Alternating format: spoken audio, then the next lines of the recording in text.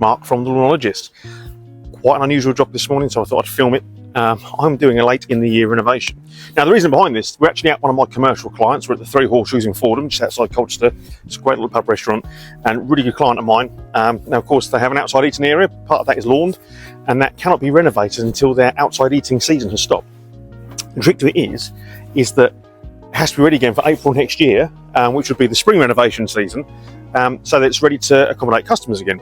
However, from a lawn care point of view, that kind of gives us a limited window to get a renovation done. So today is October the 30th. It is late in the year, and I'm going to renovate their lawn. Now, I know what you're thinking. You're thinking, crikey, that's too late. It's not going to take, it's not going to work. But let me give you my theory on this. I would much rather do a lawn renovation now, later in the year, than I would do in early spring. Simply because we still have residual warmth in the soil. That means that when we aerate, when we start dropping seed in, it's a better environment for the seed to germinate. Plus, we're going into a wetter period. If I start doing a renovation in spring, we're coming out the back end of frosts. The soil is going to be residually cold, too cold. And then germination will take a very long time. It's a little bit sporadic with watering and irrigation. And there's a good chance, in fact, a very good chance, this lawn won't be ready for when the business opens its garden back up to customers. So it has to be now. Now, I'm going to put you on a time lapse. I'm just going to time lapse the whole thing, and then I'll do a voiceover during the time lapse when I edit this. But fundamentally, the process is going to be, soil's very damp, very wet at the moment. I'm going to blow dry this with a high-powered blower. I'm going to crown it. I'm going to scarify it. I'm going to aerate it. I'm going to seed it. I'm going to top dress it with a good covering of organic compost, top dressing from field compost.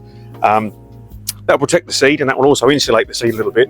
And then the chances are, depending on how much I've taken out, I'm probably going to fleece the lawn as well. And certainly this area here, because right underneath me is a big fat old tree.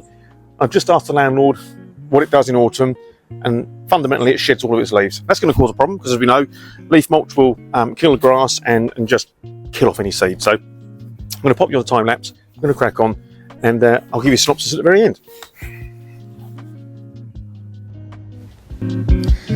And so let's have a look at the lawn.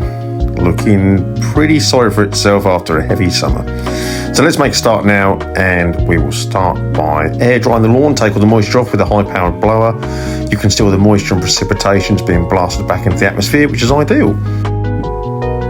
And then we start by mowing the lawn, taking it as far down to the crown as we possibly can, and picking up a lot of the dead stuff.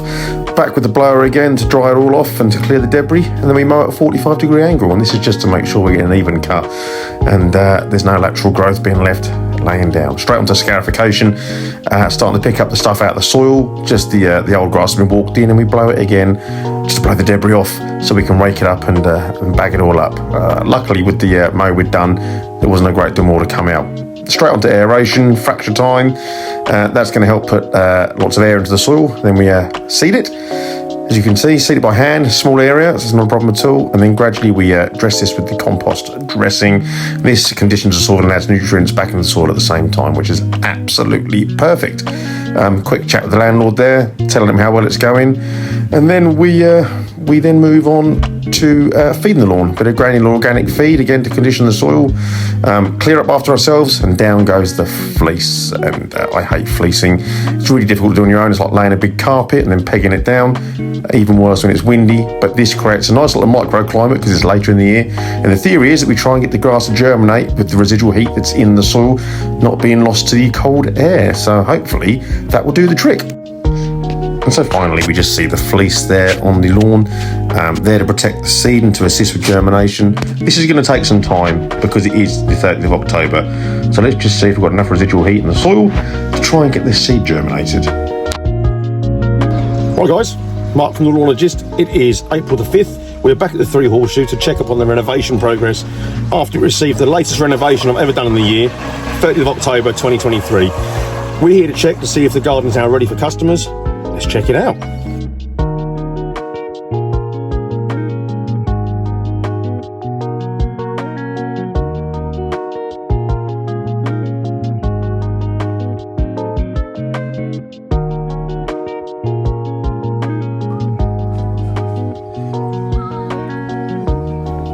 And here we go, the moment of truth, and wow, look at that. So this award-winning local restaurant has got an award-winning lawn for the customers to enjoy their outside libations and food. And I would say that's mission complete. And we can do the same for you. Have a look, see what you think, and then maybe talk to us. Adios.